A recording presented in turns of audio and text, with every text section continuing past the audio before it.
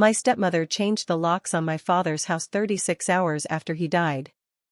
I found out at 7:12 on a freezing Tuesday morning when my key stopped turning and a moving truck was already parked in the driveway. At first I thought the lock was jammed from the cold. Then I saw two men carrying framed family photos through the front door while Vanessa stood inside the foyer holding a clipboard like she owned the grief too. My father had been dead for less than 2 days. Richard Bennett. 61. Heart failure after complications from pneumonia. I still had his last hospital wristband sitting in my coat pocket when my stepmother looked through the glass sidelight beside the door and mouthed, "Not now. Not now." Like I was a delivery driver interrupting breakfast instead of his daughter. I knocked harder. One of the movers froze mid-step holding the wooden clock my father built with me when I was 11. Vanessa finally opened the door 3 inches. She wore cream cashmere and pearl earrings. Perfect hair. Calm face. "Elena," she said softly, "you should have called first." I stared at her because I honestly thought I misheard her. "This is my father's house." "It was your father's house." That single word changed the temperature in my body instantly. Was. Behind her, I noticed the hallway table already cleared of our old family pictures. The photo of my mother at Navy Pier was gone. So was the Christmas portrait from before Vanessa married my father. "Why are the locks changed?" I asked. Vanessa folded her arms lightly, almost elegant about it. "There have been people coming and going. I am his daughter. And I am handling the estate." Estate. My father had not even been buried yet.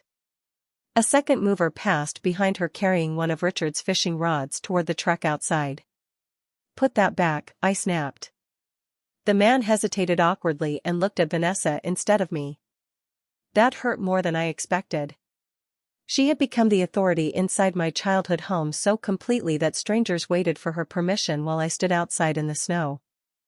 "Elena," she said carefully, "this is not the time for a scene." I almost laughed. My father had spent 8 years asking me to keep the peace whenever Vanessa overstepped. Suddenly I could hear him saying it again. Softer than necessary. Tired. Avoiding conflict like always. The realization hit me so fast I stepped backward off the porch without meaning to. Vanessa opened the door slightly wider then, not out of kindness. "Inspection." She looked exhausted but composed in the way wealthy people practice for funerals. "The service starts Thursday at noon," she said. "You will still sit with family." Still. Like she had considered changing that too. Then she closed the door. I stood in the driveway while snow collected slowly on my coat sleeves and movers carried pieces of my father's life into the truck behind me. My phone buzzed inside my pocket. "Aunt Diane." "Honey," she whispered immediately after I answered, "did Vanessa really change the locks?" I looked toward the house. "You already knew?" Silence stretched a second too long. "People in the neighborhood noticed the truck yesterday." Yesterday. Meaning Vanessa started clearing the house before my father's body had even left the hospital morgue. My chest tightened. Did Dad know she was doing this? "Elena," my aunt lowered her voice. "Your father let Vanessa handle everything near the end." That sentence bothered me immediately. Near the end. My father hated giving up control. Richard Bennett color-coded his garage shelves and balanced checkbooks with mechanical pencils. Even during chemotherapy years earlier, he still argued with hospital billing departments himself. Yet suddenly Vanessa was handling everything? Cause and effect began clicking together painfully fast in my head. The blocked calls during his last month. The cancelled visits. The way Vanessa always answered his phone first lately. I drove straight to St. Matthew's Funeral Chapel after leaving the house because I needed proof I was not imagining the hostility. Inside the lobby, workers arranged white lilies around enlarged photos of my father. Except something was wrong immediately. Vanessa had chosen almost entirely recent pictures. None with my mother. None from my childhood. None from before she entered his life. It looked less like a memorial and more like a rebranding. I walked closer to one framed photo near the entrance. Richard and Vanessa smiling beside a lake in matching sweaters. The caption beneath read, "Beloved husband, devoted partner, loyal friend." No mention of father. My stomach dropped slowly. "You noticed too?" I turned sharply. Mr. Halpern, my father's oldest business friend, stood beside the guest book adjusting his scarf nervously. "Where are the family photos?" I asked quietly. He glanced toward the chapel doors before answering. Vanessa said she wanted the service to feel less emotionally complicated. Less emotionally complicated. My father raised me alone for 6 years after my mother died in a car accident. I was not emotional complication. I was his daughter. Anger climbed into my throat so quickly I walked straight toward the viewing room without responding. Inside, Vanessa stood near the casket speaking softly with the funeral director while pointing at seating charts. She saw me immediately. Tiny pause. Controlled smile. "Elena," she said, "I was just about to call you. Where are our family pictures?" The funeral director quietly stepped away. Vanessa kept her expression smooth. "I selected photos Richard would have preferred. You removed his entire life before you. That is not fair." Changing the locks was fair? A few relatives turned subtly toward us. Vanessa lowered her voice instantly, weaponizing calmness the way she always did. "Your father wanted simplicity near the end. My father wanted me at the hospital and you kept redirecting my visits." Her eyes flickered then. "Barely noticeable. But enough." "He was very tired," she replied. "Funny," I said, "because he somehow still managed to text me asking when I was coming." That was not entirely true. The last text from my father had simply said, "Miss you kiddo." But suddenly I needed to see her reaction. Vanessa's posture stiffened almost invisibly. False assumption confirmed. She had been filtering more than hospital visitors. Before I could press harder, a tall man in a charcoal overcoat entered through the side doors carrying a leather portfolio. Vanessa spotted him instantly and straightened. "Elena," she said carefully, "there is actually something important we need to discuss after the service." The man approached us slowly. Mid-60s. Silver hair. Expensive watch. Estate attorney. I knew before he spoke. "Ms. Torres," he said gently, extending his hand. "I am Michael Kessler. I handled Richard's final estate revisions." Final revisions. The phrase landed wrong immediately. My father revised his estate 3 days before entering hospice sedation?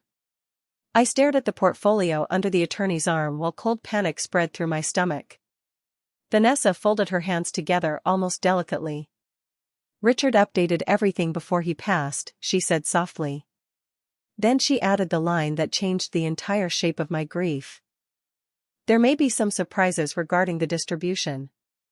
Around us, funeral staff continued arranging flowers while organ music played faintly through hidden speakers. But all I could hear was the word surprises. Because wealthy people never use that word unless somebody else is about to lose something. The attorney did not open the portfolio at the funeral chapel. That bothered me more than if he had. Michael Kessler only gave me a careful smile, touched Vanessa's elbow like they had rehearsed this, and said, "We should handle the documents in a quieter setting." A quieter setting. My father's body was 20 feet away, and they were already managing my reaction like a legal risk. I left the viewing room before I said something I could not take back. Outside, the snow had turned wet and heavy. I sat in my car behind the chapel, gripping the steering wheel, watching Vanessa through the side window as she moved between flower arrangements and seating charts. She looked like a host. Not a widow. A host. That was the first emotional reversal of the day. I had walked in thinking grief made her controlling. Now I wondered if control had always been the point and grief was just the setting. My phone buzzed. A text from Aunt Diane. "Call me when you are alone." I called immediately. She answered on the first ring. Elena, I did not want to upset you before the service. My stomach tightened. That sentence never leads anywhere good. Diane exhaled shakily. Your father called me 3 weeks ago. He sounded confused. I sat up straighter. Confused how? He asked whether you were still angry with him. I blinked hard. I was not angry with him. I know. Her voice dropped. That is why it scared me. I looked through the windshield at Vanessa laughing softly with a florist through the chapel window. Did Vanessa tell him that? I do not know. But when I asked to speak with him again the next day, Vanessa said he was sleeping. The same phrase. He was sleeping. He was resting. He was tired. For the last month of his life, every road to my father had passed through my stepmother, and every answer came back with her fingerprints on it. I drove from the chapel to Northwestern Medicine because I needed one thing that did not come from Vanessa's mouth. The hospital smelled like disinfectant and coffee. At the front desk, I asked for the visitor log from Richard Bennett's final admission. The receptionist looked sympathetic until she pulled up the record. Then her expression tightened. I am sorry, she said, only the authorized medical contact can request detailed logs. I am his daughter. I understand. She glanced back at the screen. But the listed contact is Vanessa Bennett. I stared at the monitor reflection in her glasses. Can you tell me if I was removed? She hesitated. I cannot disclose restricted access details. Restricted access. That phrase answered enough. In the elevator back down, I opened old text threads with my father. The last 3 weeks were thin. Too thin. My messages stacked one after another. Can I come by after shift? Do you need anything? Dad, call me when you wake up. His replies were short. Not his normal style. Mostly thumbs-up reactions. Once, Vanessa has it handled, kiddo. I had believed illness made him brief. Now I stared at that line and wondered if he had typed it himself. At 4:30, I drove to his old office downtown. Bennett Commercial Realty occupied the 7th floor of a brick building near the river. My father's assistant, Marcy, saw me step off the elevator and immediately stood from her desk. She had worked for him for 17 years. She used to keep granola bars in her drawer for me when I was in nursing school. Oh, Elena, she whispered, and came around the desk to hug me. I almost broke right there because it was the first normal warmth I had felt all day. Then her eyes shifted toward Richard's office. The blinds were closed. Is Vanessa here? I asked. Marcy nodded once. She came yesterday with Michael Kessler. Yesterday? My voice sharpened. Before the funeral? Marcy swallowed. They boxed certain files. I walked past her before she could stop me. My father's office had always smelled like leather chairs and peppermint gum. Now it smelled like cardboard and emptiness. His desk drawers were open. The framed photo of me in my ER scrubs was gone. Not moved. Gone. I turned slowly toward Marcy. Where is my picture? Tears filled her eyes instantly. I do not know. That was not true. Or not fully true. I softened my voice. Marcy. She closed the office door behind us and crossed to the credenza. From behind a stack of market reports, she pulled out a thin manila folder. I took this before she saw it. My hands went cold before I even opened it. Inside was an older trust summary dated 5 years earlier. Richard Bennett Family Trust. Primary beneficiaries, Elena Torres and Vanessa Bennett, equal shares after specific charitable gifts. Equal shares. I read it twice because my brain refused to accept the contrast. 5 years earlier, I had not been erased. 5 years earlier, my father had still built me into the center of his future. Why would he change this? I asked. Marcy looked toward the closed blinds. He started changing after the lake house refinance. New thread. New door. What refinance? She pressed her lips together. I only saw calendar invites. Vanessa and Michael handled it. I photographed every page with shaking hands, then handed the folder back. Marcy pushed it toward me again. Keep it. You could get in trouble. Your father once paid my husband's medical deductible when we were drowning, she said quietly. I should have spoken up sooner. That sentence followed me into the parking garage. People kept saying versions of it. I should have. I meant to. I did not want to interfere. Every silence had protected Vanessa more than me. By the time I reached my apartment, the sky was fully dark. I lived 20 minutes from my father's house in a modest one-bedroom near the hospital. He used to say he liked that I chose independence over comfort. I dropped my keys in the bowl by the door and froze. A FedEx envelope leaned against my doorframe. No sender name. Just my address, printed. Inside was a flash drive taped to a folded note. The note had only 6 words: check the lake house transfer first. No signature. No explanation. My pulse jumped so hard I had to sit on the hallway floor. I plugged the drive into my old laptop with every warning bell in my head ringing, but the files opened cleanly. Scanned deeds. LLC papers. Emails. A property transfer from Richard Bennett personally to VB Residential Holdings. Vanessa Bennett. Date: 4 months before his death. Not 3 days. 4 months. The theft had started before hospice. Before the funeral. Before I even knew I was losing him. I opened the next file and saw my father's electronic signature at the bottom. Then I noticed the timestamp. 11:48 p.m. on a night I was working a double shift in the emergency room. The same night Vanessa texted me, "Your dad is exhausted tonight. Maybe visit next week." My hands curled slowly into fists. Because now there was cause and effect I could see. I was kept away, then documents were signed. I was told he was resting, then assets moved. I was treated like emotional disruption while Vanessa quietly became the gatekeeper to his entire life. My phone rang. Vanessa. I let it ring until voicemail. Then a message appeared. Elena, I heard you went to Richard's office.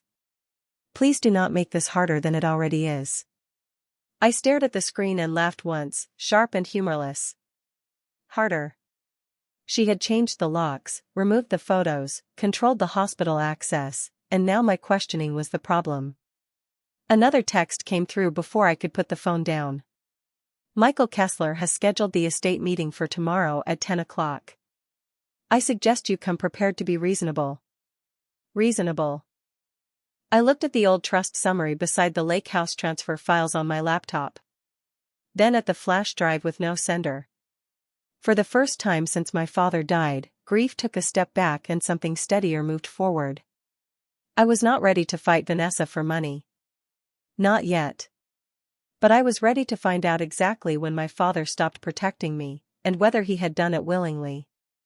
The estate meeting was scheduled for 10 o'clock, but I arrived at 9:12 because I wanted to see who came early.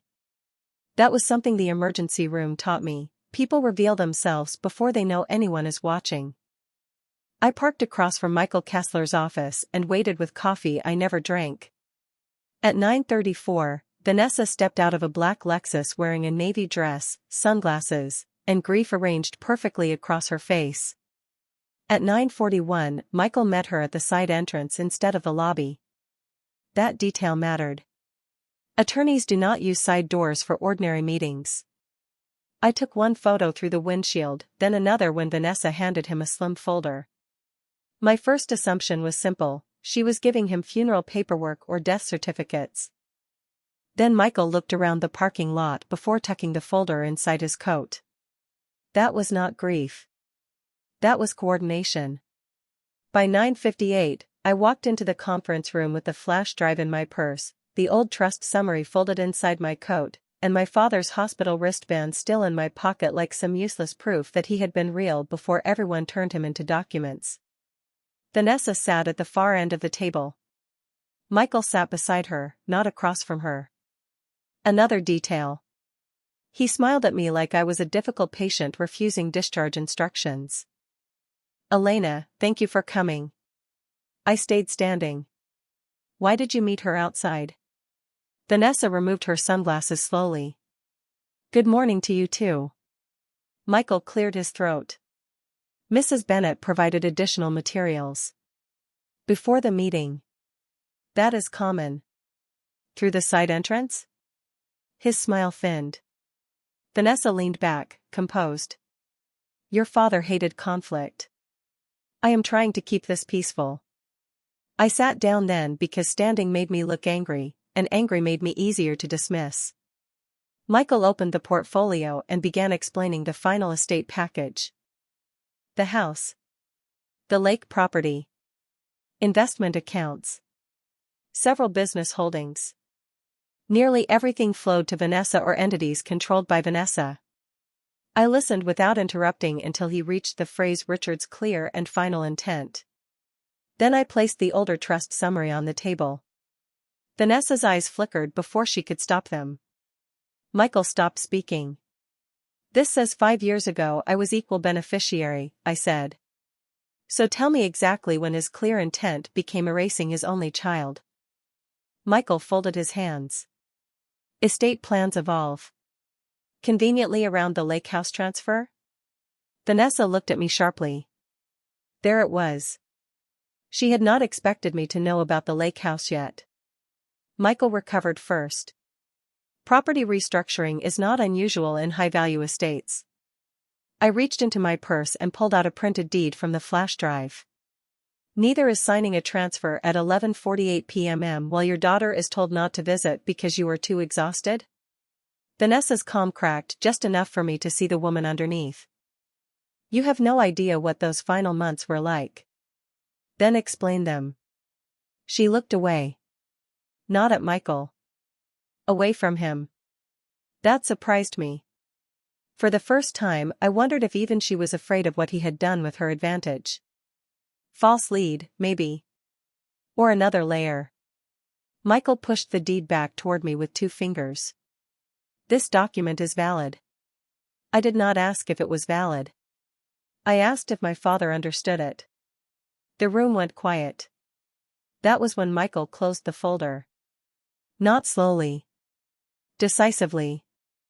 Elena, contesting capacity without evidence can become expensive and emotionally damaging. A warning dressed as advice. I had heard that tone from doctors who did not want nurses asking questions. I leaned forward. Then I guess I need evidence. Vanessa stood first. I will not sit here while you accuse me of abusing your father's trust. I stood too. You changed the locks before his funeral. Because people take advantage after death. You removed my family photos. Because Richard wanted peace. You blocked my hospital access. Her face went still. Michael's head turned slightly toward her. That micro-movement told me something important. He had not known all of it. Or he was pretending not to. Either way, Vanessa had just stepped into an area not covered by his script. She picked up her purse. This meeting is over. No, I said. It is just finally honest. She left the room with Michael following 2 steps behind, but not before he forgot one page on the table. A yellow legal pad sheet, torn from his folder. I waited until the door clicked shut, then pulled it toward me. 3 notes were written in blue ink: lake transfer defensible, hospital access issue sensitive, hospice log must be reviewed. Hospice log. My pulse sharpened. I photographed the page, folded it once, and left through the lobby before anyone returned. In the parking lot, my phone buzzed with an unknown number. I almost ignored it, then remembered the flash drive. Ms. Torres, a woman whispered. My name is Hannah Reed. I was one of your father's hospice nurses. I stopped walking. Snow blew across the pavement between parked cars. How did you get my number? Your aunt gave it to me. I asked her to. My grip tightened on the phone. Why? Hannah inhaled shakily. Because I saw you at the hospital twice, and both times the visitor list said you had declined to come. My breath left me. Declined. Not restricted. Not unavailable. Declined. That was worse because it made my absence look voluntary. I never declined. I know, Hannah said. Your father kept asking for you. I pressed one hand against the side of my car to steady myself. How many times? Her voice broke slightly. Every lucid shift I worked. The parking lot blurred around the edges. For weeks I had been told he was sleeping, tired, confused, not up for visitors. Meanwhile, somewhere inside that room, my father was asking for me and being told what? That I was busy? Angry? Absent? Hannah continued, there is something else. The night before the lake house documents were notarized, he was disoriented. Not completely, but enough that I documented it. Where is that note? It disappeared from the chart. Action replaced shock. Can you meet me? Not at the hospital. Her answer came too fast. There is a diner off Route 59. 30 minutes. I drove there with my stomach tight and my thoughts moving in jagged lines. The diner was half empty, warm with fryer oil and coffee steam. Hannah sat in the back booth wearing a gray sweatshirt and no makeup, looking younger than her voice. She pushed a folded paper napkin toward me before I sat. Inside was a photocopy of a hospice shift note. Richard Bennett, intermittently confused. Asked for daughter Elena 3 times. Expressed concern about papers Vanessa wants signed. Patient requested private call. I read the words so many times they stopped looking like English. Why did you copy this? I asked.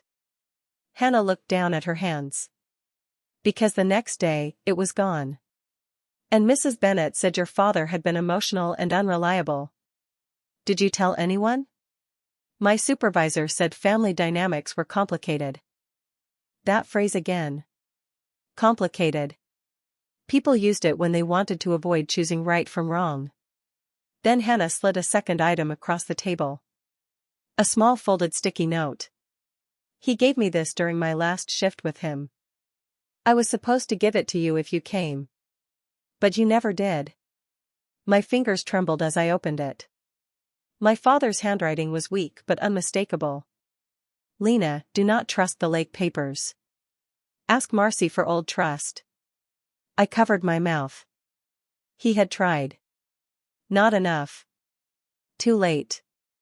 But he had tried. The false assumption I had carried since the funeral cracked open. My father had not simply erased me. He had let Vanessa isolate him until he was embarrassed, sick, and trapped in documents he could no longer fully control. That did not absolve him. It made the betrayal harder to hate cleanly. A bell over the diner door rang. Hannah looked past my shoulder and went pale. I turned. Vanessa stood near the hostess stand, still in her navy dress, snow melting on her shoulders. She had followed me. Or Michael had. Either way, she looked less polished now. Her eyes moved from Hannah to the photocopied hospice note on the table. For once, she did not smile. Elena, she said quietly, you need to stop digging before you destroy what your father wanted. I stood slowly, leaving the note in plain sight between us. If this is what he wanted, I said, why did he warn me not to trust it? Vanessa's face changed. Not fear exactly. Recognition. Like she had been waiting for that sentence and dreading it at the same time. Hannah slid out of the booth and moved behind me, putting physical distance between herself and Vanessa. The diner went strangely quiet around us. Vanessa took one step closer, then stopped when she saw my phone recording in my hand. I had started it before she walked over. Emergency room habit. Document everything when people start controlling the room. Say it again, I told her. Tell me to stop digging. Vanessa looked at the phone, then at me. Her voice lowered. You have no idea what your father promised me. And you have no idea what he left for me to find. That was not true yet. Not fully. But the sticky note in my hand had changed the game. The estate fight was no longer about whether Vanessa had taken everything. It was about proving she knew he was trying to take it back. I left the diner first, but I did not drive home. I pulled into the back of a closed bank parking lot 2 blocks away and watched Vanessa's Lexus through my rearview mirror as it passed slowly under the streetlights. She was looking for me. That should have frightened me more than it did. Instead, it confirmed something. People only follow you when they believe you are close to something they cannot afford to lose. Hannah's hospice note sat folded inside my jacket pocket. My father's sticky note was tucked behind my phone case. Ask Marcy for old trust. He had not written Ask Vanessa. He had not written Ask Michael. He had written Marcy because near the end, even confused and sick, my father knew exactly who still remembered the truth before it was edited. I waited until Vanessa's taillights disappeared, then called Marcy. She answered on the second ring, whispering like she had been waiting. Elena? Did my father leave anything else with you? Silence. Not confusion. Fear. Where are you? She asked. Not home.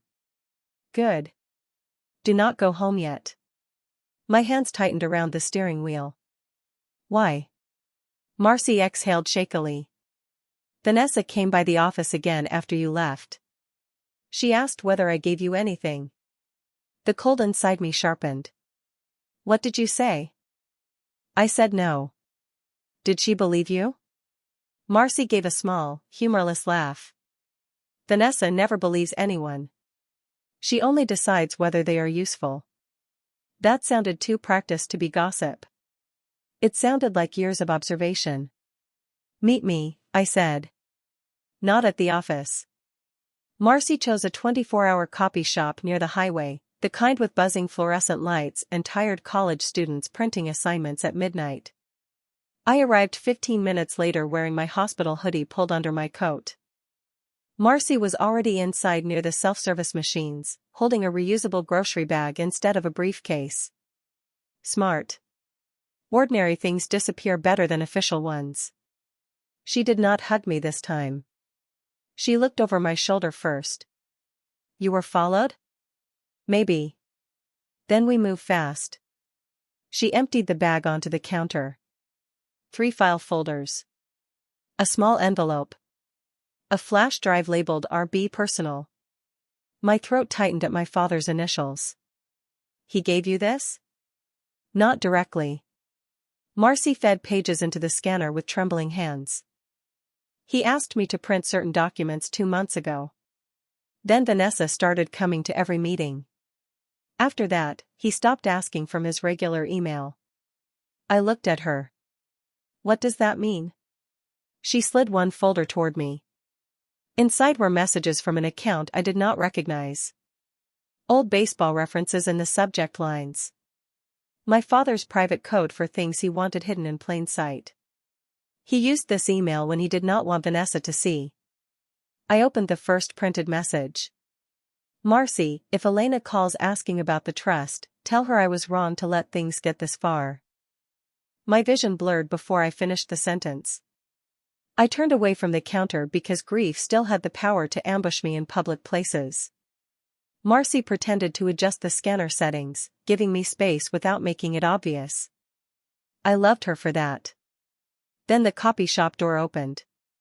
A man in a dark coat stepped inside, shook snow from his shoes, and walked toward the back printer without looking at us. Normal. Too normal. Marcy's shoulders tightened. That is Kessler's paralegal, she whispered. My pulse jumped. The man picked up a blank envelope from the supply rack and began browsing shelves with no purpose. He was not here to print anything. He was here to see what Marcy had brought. I gathered the scanned pages while Marcy calmly fed the last folder into the machine. Bathroom, she said under her breath. I moved immediately. Inside the single restroom, I locked the door, photographed every document with my phone, and uploaded them to cloud storage before my hands could shake too badly. Outside, voices stayed low. Marcy was buying time. When I came out, the paralegal stood near the front counter pretending to compare shipping labels. Marcy smiled brightly at him. Long night for everyone, huh? He nodded without smiling. Bad actor. Better warning sign. We left separately. Marcy walked out first with the empty grocery bag. I stayed behind, bought a roll of packing tape I did not need, and watched the paralegal follow her through the glass doors. That was my test. He chose Marcy. Not me. Which meant Michael thought she was the leak. I waited 30 seconds, then crossed the parking lot to the side entrance and slipped out toward my car. My phone buzzed before I reached it. Unknown number. One photo came through. My apartment door. Taken from the hallway. Then a message, do not turn this into a public fight. My stomach dropped, then anger came so fast it steadied me. Vanessa had changed my father's locks.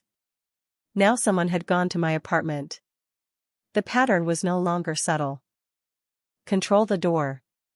Control the record. Control the daughter. I did not go upstairs when I got home. I sat in my car across the street and watched my building for 10 minutes. A white sedan idled near the curb, lights off. Someone sat inside. I could see the glow of a dashboard. So I called Aunt Diane and told her to stay on the phone while I entered through the rear stairwell. My boots made almost no sound on the concrete steps. On the third floor landing, I stopped. A paper had been slipped under my door. I photographed it before touching it. Formal letterhead. Kessler and Rowe. Notice to preserve estate confidentiality. It warned me against removing, copying, distributing, or misrepresenting estate-related documents. The date was tonight. The ink still smelled sharp. They were not reacting tomorrow. They were reacting now. Inside my apartment, nothing looked disturbed. That made it worse. I set my phone to record video and moved room by room anyway. Kitchen clear. Bedroom clear. Bathroom clear. Then I noticed the small bowl by the door. My spare key was gone. I had given it to my father years ago for emergencies. Vanessa must have found it at his house before changing the locks. The emotional reversal hit quietly. I had thought she was stealing from the estate. Now she was entering my life with the same entitlement she had used to enter his. I slept at Aunt Diane's that night, though sleep is the wrong word. I lay on her guest room bed while Diane made tea downstairs and Marcy's documents glowed on my laptop. The hidden email thread showed my father trying to schedule a private meeting with Michael to reverse the lake transfer. 3 attempts. All postponed. One reply from Michael read, given your current condition and Vanessa's standing authority, I recommend waiting until after stabilization. Stabilization. My father died 9 days later. Waiting had served everyone except him. At 5:22 a.m., I found the document that changed my next move. A draft revocation. And signed. But detailed. It cancelled VB Residential Holdings' claim to the lake house and restored it to the family trust with me named as controlling successor trustee. I stared at those words until sunrise turned the guest room curtains gray. Controlling successor trustee. My father had not just wanted me protected. He wanted me to take control after him. That made the earlier documents look different. Not confusion. Not generosity toward Vanessa. A struggle. A struggle he had lost in paperwork while alive, but maybe not completely after death. By 8:30, I drove to the county recorder's office instead of Michael's office. I needed public records, not managed explanations. The clerk behind the glass scanned property names while I stood there with stale coffee and no makeup. Bennett Lake property? She asked. There was a correction filing requested 2 weeks ago. My heart jumped. By who? She frowned at the screen. Richard Bennett. That is impossible. He was in hospice 2 weeks ago. The clerk looked uncomfortable. It was submitted electronically, then rejected for incomplete verification. She printed the rejection notice after I requested a copy. At the bottom was an IP submission log. Bennett Home Network. 2:13 a.m. I remembered that date. Vanessa had texted me at 2:40 a.m. that same night, "Your dad had a rough evening. Do not come in the morning. He needs quiet." My father had been awake. Or someone had used his credentials while keeping me away. I walked out of the recorder's office into bright winter sunlight feeling both vindicated and sick. Every answer opened a worse question. If Richard tried to correct the transfer, who stopped it? If Vanessa submitted it for him, why hide it? If Michael knew, why pressure me to be reasonable? My phone rang as I reached my car. Vanessa. This time I answered.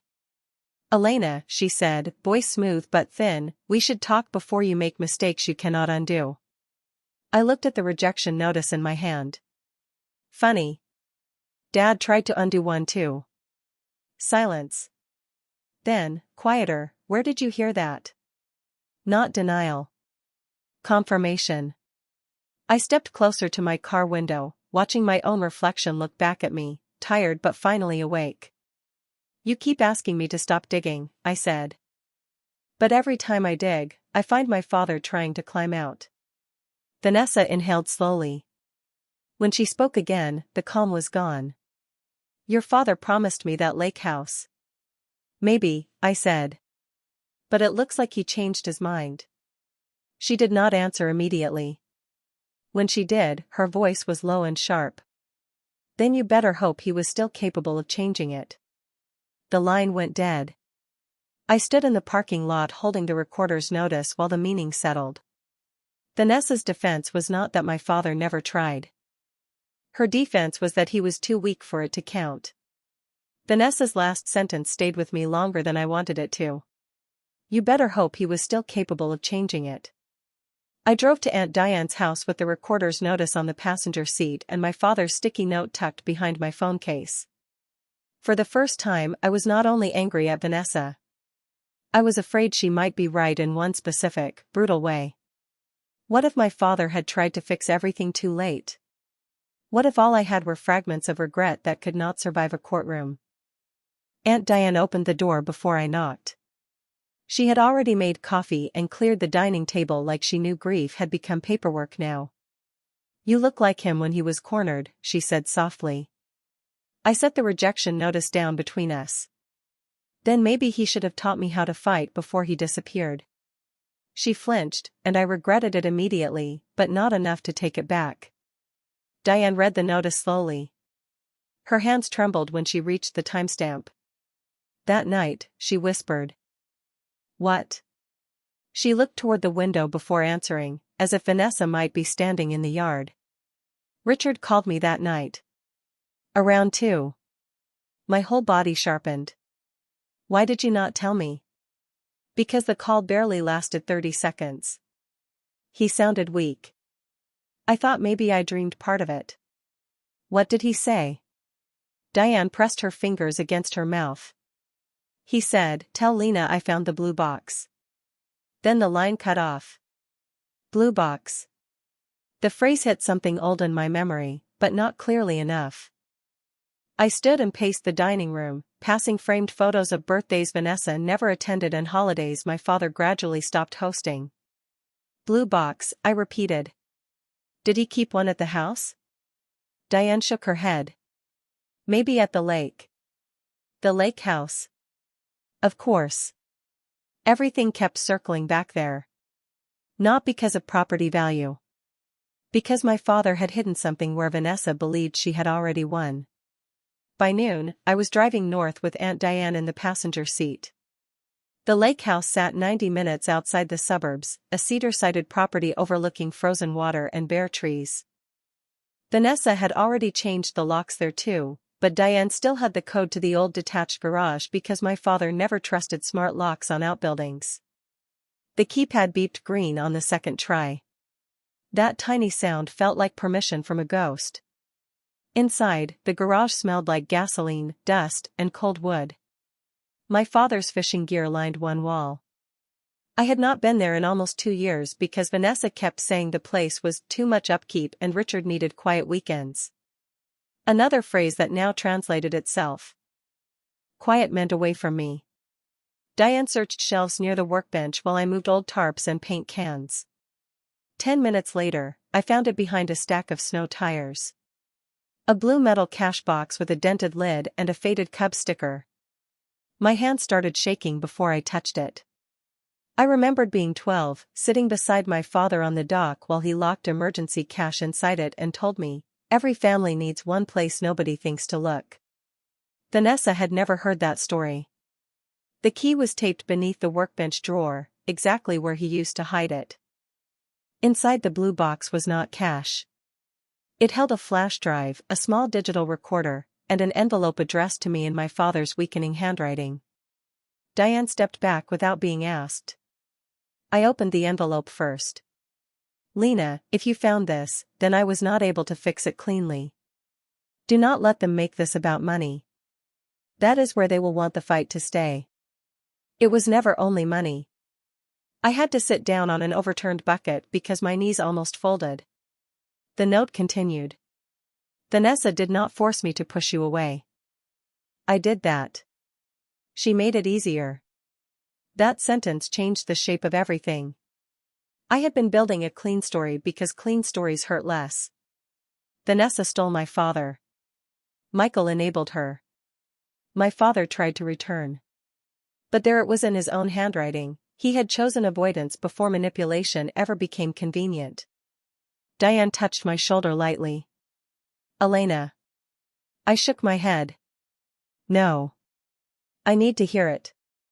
I pressed play on the recorder. My father's voice crackled through the cold garage, thin and tired but unmistakably his. Lena, I kept telling myself I was protecting you from stress. That was the lie I liked best. I covered my mouth. He coughed, then continued. After your mother died, I built my whole life around being the parent who did not fall apart. When Vanessa came in, she made things easy. Too easy. She answered calls. Handled papers. Smoothed over conflicts. And I let her, because being needed by you reminded me I was getting older. The words hurt because they were not dramatic. They were embarrassingly human. Weakness, not villainy. Then his voice dropped. By the time I realized she was turning convenience into control, I had already trained everyone to go through her. Diane began crying quietly near the garage door.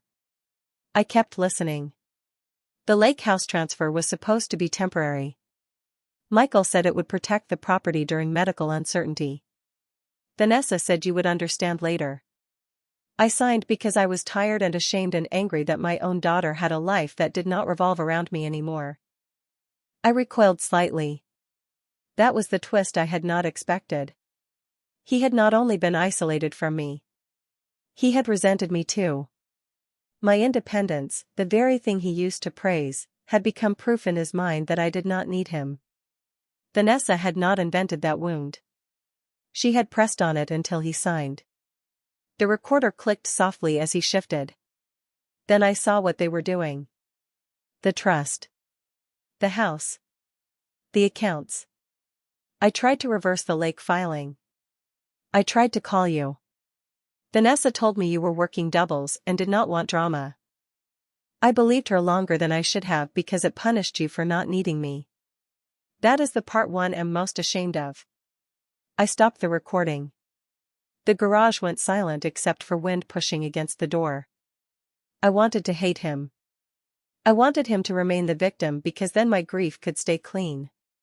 Instead, he had given me the one thing I asked for and dreaded most, the truth. Aunt Diane sat beside me on another bucket. He loved you, she said. I know. My voice broke. That is what makes this worse. I restarted the recorder. If Michael says I lacked capacity, ask Hannah about February 10th. If Vanessa says I wanted her to have everything, ask why she hid the revocation draft. If they offer you a settlement fast, do not take the first one. And Lena, his voice cracked then. I am sorry I let being embarrassed turn into silence. The recording ended. Not with a goodbye. Just a small click. Diane and I sat in that frozen garage for several minutes without speaking. Then the motion light outside snapped on. Through the dirty window, headlights rolled slowly up the gravel driveway. A black Lexus. Vanessa had followed the trail faster than I expected. Diane gripped my arm. Do not go out there. But I was already standing. Not because I felt brave. Because I finally understood the fight. It was not about proving my father was innocent. He was not. It was about proving Vanessa knew exactly when weakness became opportunity. I put the recorder in my coat pocket and stepped outside before she reached the garage. Vanessa got out of the Lexus wearing dark sunglasses despite the gray sky. She looked at the open garage door, then at me. That box belongs to the estate, she said. I almost smiled. No. This box belongs to a story you hoped stayed buried. Her mouth tightened. Richard was confused near the end. Not on this recording. The sunglasses hit her eyes, but not the way her jaw shifted. Emotional control, briefly lost. You do not understand what he promised me. You keep saying that. I walked closer, stopping several feet away on the frozen gravel. What did he promise you, Vanessa? The house? The lake? Or a version of his life where I was easier to erase? For the first time, she did not answer immediately. Then she removed her sunglasses slowly. Her eyes were red. Real grief or excellent timing? I no longer trusted myself to know. Your father was lonely long before I married him, she said. And you were too busy proving you did not need him to notice. The words hit their mark because they contained just enough truth to wound. I felt Diane step out behind me, but I raised one hand to keep her back. Maybe, I said. But loneliness does not give you permission to take everything. Vanessa's face hardened again. He gave it. I touched the recorder through my coat pocket. Then let us play what he said when he tried to take it back. That was when her composure finally cracked. Not loudly. Not dramatically. Just one small step backward on the gravel. Enough. She knew what was on the recording before hearing it. And that meant my father had confronted her before he died. For a few seconds, none of us moved. The lake behind Vanessa was frozen at the edges, gray and flat under the winter sky. Aunt Diane stood in the garage doorway with one hand against the frame. I stood on the gravel holding my father's recorder in my coat pocket. Vanessa stood beside her Lexus, sunglasses in one hand, her face finally stripped of its funeral softness. The quiet before she spoke felt almost peaceful. That made what came next worse. Richard was not some helpless old man, she said. He knew exactly what he signed. I nodded slowly. Then you will not mind hearing what he recorded. I pulled out the recorder. Vanessa's eyes dropped to it, and for the first time since my father died, I saw something close to fear cross her face. Not guilt. Not sadness. Fear. Elena, she said, softer now, do not do this in a driveway. You changed the locks in a driveway. Her mouth tightened. I pressed play before she could answer. My father's weak voice filled the cold air. If Vanessa says I wanted her to have everything, ask why she hid the revocation draft. Diane covered her mouth behind me. Vanessa stared at the recorder like she could silence it by refusing to blink. The message continued for 2 more sentences before I stopped it. I wanted her reaction more than the full recording. She gave it to me. One small breath. One backward step. One glance toward the lake house. Where did you get that? She asked. I almost smiled because it was the wrong question. Innocent people ask what it means. Guilty people ask where evidence came from. From the blue box. Vanessa's face changed again. Recognition. She knew about the box. Maybe not where it was, but enough to know Richard had hidden things from her too. He was confused, she said. He was angry. He said terrible things near the end. He said specific things. I took one step closer. We were still 10 feet apart, but the distance felt smaller now. He said you told him I did not want drama. He said Michael told him the lake transfer was temporary. He said he tried to reverse it. He promised me that lake house before he got sick. Her voice sharpened. Years before. You do not get to show up after neglecting him and pretend you were his whole world. The words landed because they were not completely false. That was her strongest weapon. She never needed a full lie when a partial truth would cut deeper. I swallowed hard. I did not neglect him. You worked double shifts. You missed dinners. You canceled weekends. I was building my life. And he felt replaced. The emotional reversal hit harder than I expected. Because for 1 second, I could see it. My father in this house, older than he admitted, watching me become busy, independent, unavailable in ordinary adult ways. Vanessa had not created his loneliness from nothing. She had dressed it up as evidence against me. Aunt Diane stepped forward. That still does not explain the hospital list. Vanessa turned toward her. Stay out of this, Diane. No, I said immediately. Do not talk to her like she is another person you can manage. Vanessa looked back at me, and the polished mask returned by force. Fine. You want the truth? Your father asked me to keep you away when he was at his worst. My stomach tightened. Why? Because he hated you seeing him weak. Then why did he ask for me? Because dying people change their minds every hour. She said it too quickly. Too practiced. I took out Hannah's hospice note and unfolded it. This says he asked for me 3 times and expressed concern about papers you wanted signed. Vanessa's eyes flicked to the note. That nurse misunderstood. The chart note disappeared. Hospice records are messy. My spare key disappeared from my apartment bowl. She went still. Tiny. Almost nothing. But enough. Diane whispered behind me, Elena. I raised one hand without turning.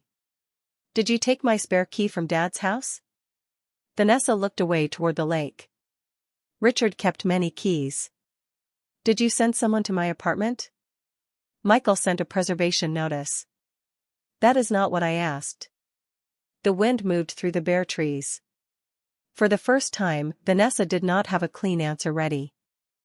Then headlights appeared at the top of the driveway. A silver sedan rolled down slowly and stopped behind her Lexus. Michael Kessler stepped out in a dark overcoat, carrying the same leather portfolio from the funeral chapel. Of course. The man always arrived when papers became dangerous. He looked at the open garage, Diane, me, the recorder, then Vanessa. His expression shifted from annoyance to calculation. Elena, he said carefully, this has gone far enough. I laughed once. It came out colder than I intended. You mean far enough for me to find the recording? Michael's eyes went straight to the device in my hand. Vanessa noticed. So did I, you knew, I said. Michael did not answer. He walked closer, stopping beside Vanessa but not touching her. Richard's condition was inconsistent near the end. Any private recording made under stress may not reflect legal intent. But the documents signed at midnight do? He inhaled through his nose. You are grieving. I understand the impulse to create a villain. That sentence almost worked. Not because I believed it, but because exhaustion makes condescension feel heavy. Then Aunt Diane spoke from behind me. Play the part about Michael. Michael's head turned sharply toward her. I had not told him there was a part about Michael. Diane had not heard the whole recording either. But the bluff landed. Michael's face changed before he could stop it. Vanessa saw it too, and suddenly their alliance looked less solid. I rewound the recorder with my thumb. Slowly. Letting the tiny mechanical clicks fill the space. Actually, I said, let us all hear it. I pressed play.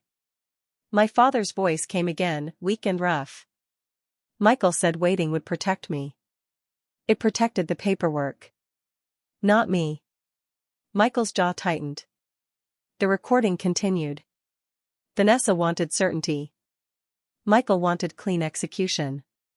I wanted peace. Lena deserved truth. I stopped it there because my hands were shaking. Not from fear this time. From the force of hearing my father name every person in the circle, including himself.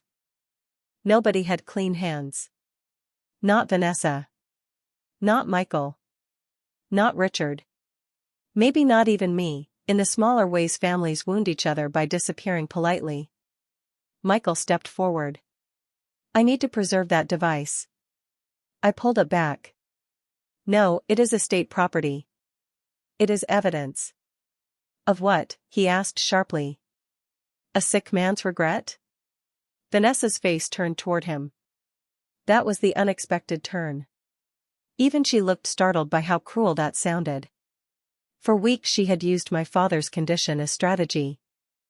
Hearing Michael reduce him to a legal inconvenience seemed to offend something real in her. Michael, she said quietly. Stop. He looked at her. Do you understand what happens if she uses that? Everything becomes unstable. The lake house. The trust. The accounts. Your position. Your position. Not Richard's wishes. Not fairness. Not grief.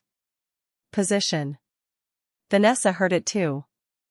I saw the moment it reached her. Her chin lifted slightly. Is that why you told me not to mention the revocation draft? The entire driveway went silent. My pulse slammed once. Hard. Michael turned toward her slowly. Vanessa. She kept looking at him, as if something in her own version of the story had just cracked. You said it would confuse things. You said Richard was too inconsistent. You said the first transfer was cleaner. Michael's voice dropped. This is not the place. No, I said. It is exactly the place. Vanessa looked at me then, and for the first time, she did not look like my enemy. She looked like a woman realizing her greed had made her useful to someone colder. That did not make her innocent.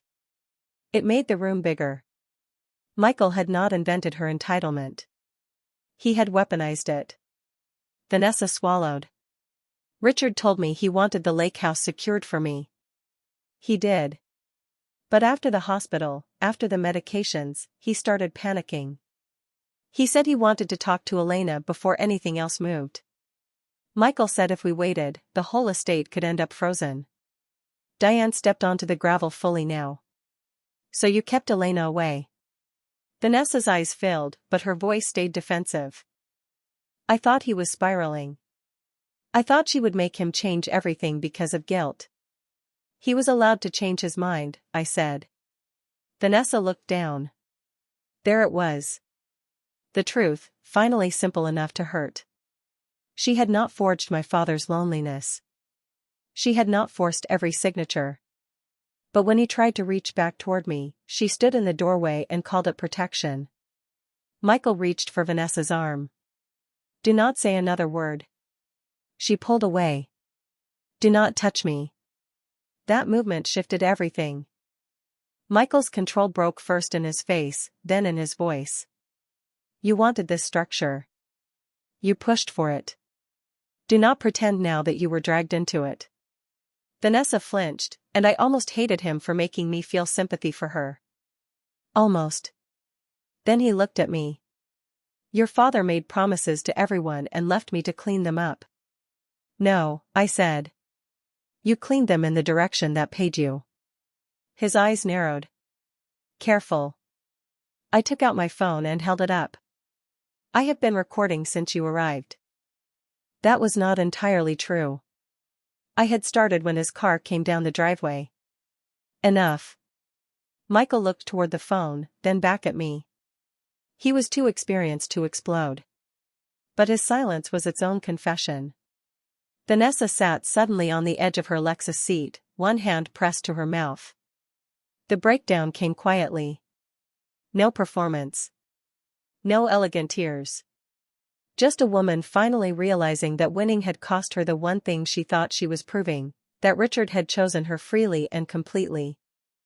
He had chosen avoidance. Then fear. Then delay. And in the final stretch, he had tried to choose differently. We all stood inside the wreckage of that timing. I walked to the open garage, took the blue box from the workbench, and carried it back outside. I placed it on the hood of Vanessa's Lexus between us. "Here's what happens now," I said. My voice sounded steadier than I felt.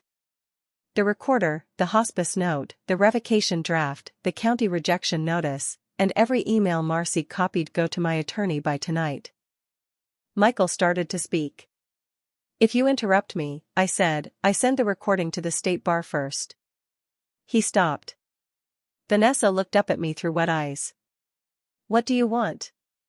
For a moment, I thought the answer was easy. The estate.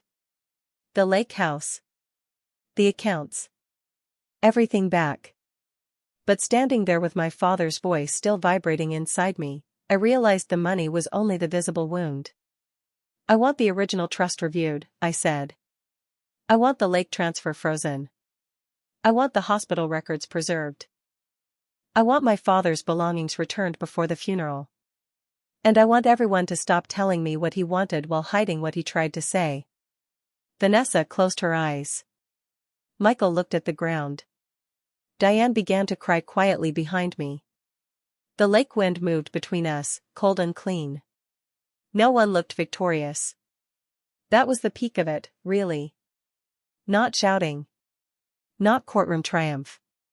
Just the terrible moment when every lie stopped protecting anyone. Michael finally said, "You will need counsel." I picked up the blue box. I already needed a father who told the truth sooner. Counsel is the easy part. Then I turned and walked back toward Diane's car, leaving Vanessa beside the lake house she had nearly won and Michael beside a plan that had finally started to collapse.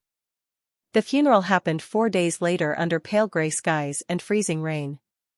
Vanessa did not change the seating this time. She did not remove old photographs either. When I walked into St. Matthew's Chapel, the display table had been rearranged completely. My mother's picture stood beside one of my father teaching me to fish at the lake house. Another showed all three of us before Vanessa entered our lives, smiling on a beach in Michigan with sunburned noses and crooked sunglasses. I stopped in the aisle staring at the photos because they felt less like memories and more like evidence returned to the scene. Vanessa stood near the front pew speaking quietly with the funeral director. When she noticed me, she froze for half a second, then stepped aside without saying anything. That small movement told me more than any apology could have. She no longer controlled the room. The service itself passed in fragments. Hymns. Wet coats. Quiet crying. Mr. Halpern speaking about my father's first real estate deal after my mother died. Aunt Diane squeezing my hand so tightly my fingers hurt. I barely remember the pastor's words. What I remember is the moment the slideshow began. Vanessa had added older photos. Not all of them. But enough. My father holding me at 6 years old outside Wrigley Field. My mother laughing in a kitchen I barely remembered. A grainy Christmas morning photo where my father wore pajama pants with tiny snowmen on them because I picked them out when I was 9. The room softened around those images. Not because they repaired anything. Because they acknowledged I existed before Vanessa's version of the story began. After the burial, people gathered in the fellowship hall downstairs for coffee and catered sandwiches. Grief always becomes logistics eventually. I stood near the window speaking with one of my father's former clients when Vanessa approached holding 2 untouched paper cups. She handed me one carefully. "You should eat something," she said. I almost refused automatically. Then I took it because exhaustion had started replacing anger in my body. We stood beside each other looking out at the icy parking lot without speaking for several seconds. Finally she said, "Michael resigned from handling the estate this morning." I turned toward her. "Resigned?" His firm opened an internal review after your attorney requested records. Her voice sounded flat now, stripped of polish. He says I misunderstood his advice. I let out a quiet breath. Did you? Vanessa stared into her coffee. At first? No. Honesty. Small, ugly honesty. And later? She looked up then. Her eyes were swollen in a way expensive makeup could not fully hide. Later I knew Richard was trying to change things. I just kept telling myself he was confused because I could not handle the idea that he regretted choosing me. That sentence landed harder than shouting would have. Because buried inside all the manipulation and control was something painfully ordinary, a woman terrified she was becoming temporary. I should have felt triumphant hearing it. Instead I mostly felt tired. You isolated him, I said quietly. Yes. No defense. No elegant explanation. Just yes. And he let me, she added after a second. That part matters too. I nodded slowly because denying it would only comfort me, not heal anything. The legal settlement took 3 months. Not dramatic courtroom battles. Mostly document reviews, mediation sessions, forensic accounting, and quiet negotiations in offices with terrible coffee. The lake house transfer was partially reversed after the revocation draft and recorder evidence surfaced. My father's original trust structure became the baseline again, though not completely. Vanessa kept a portion of the estate. I did too. The money mattered less with every passing week. What mattered was forcing the truth into the open before it calcified into official history. Michael disappeared from public view after the investigation expanded into several unrelated estate complaints. My attorney called it professional distancing. Aunt Diane called it karma. I called it too late. One rainy afternoon in April, I drove alone to the lake house for the first time since the confrontation. The property felt smaller without secrets filling it. I unlocked the front door using the original brass key my father kept hidden in the blue box. Inside, everything smelled faintly like cedar and coal dust. Vanessa had removed most of her things already. The living room looked suspended between lives. I walked slowly through each room until I reached the back porch overlooking the thawing lake. My father used to sit there before sunrise drinking black coffee and pretending not to cry after my mother died. I knew because I saw him once when I was 7. He told me the lake wind made his eyes water. I believed him for years. I sat in his old chair and finally listened to the full recorder from beginning to end without stopping it midway. His voice cracked more often near the end than I remembered. Lena, he said in the final minutes, if this reaches you, then I already failed at saying it face to face. I kept waiting until I could explain myself perfectly. That was the mistake. People think betrayal happens in one decision. Sometimes it happens in small delays that slowly become your character. I closed my eyes because that sentence explained not only him, but almost everyone involved. Vanessa delayed honesty because she feared losing security. Michael delayed ethics because clean paperwork mattered more than messy people. I delayed confrontation because I wanted peace with my father more than difficult truth. And my father delayed everything until delay became the final thing he left behind. The recorder clicked softly as the message ended. No dramatic goodbye. Just silence and lake wind in the background. I sat there for a long time watching broken sheets of ice drift slowly across the water. Then I noticed something tucked beneath the porch table drawer. A folded photograph. Me and my father at the lake when I was 13, both holding fishing rods badly tangled together while laughing at the mess. On the back, in his handwriting, were 4 words, still trying to fix it. I stared at the sentence until my vision blurred. Because even at the end, he still framed love as repair after damage instead of truth before damage. That was the inheritance he really left me. Not money. Not property. The understanding that silence can become a form of betrayal long before anyone notices the loss. I placed the photograph carefully inside my coat pocket and locked the lake house behind me before leaving. As I drove away, the frozen shoreline disappeared slowly in my rearview mirror, smaller and smaller until it looked almost peaceful from a distance. Maybe that was the final irony of my father's life. Everything appeared calmest right before it finally broke.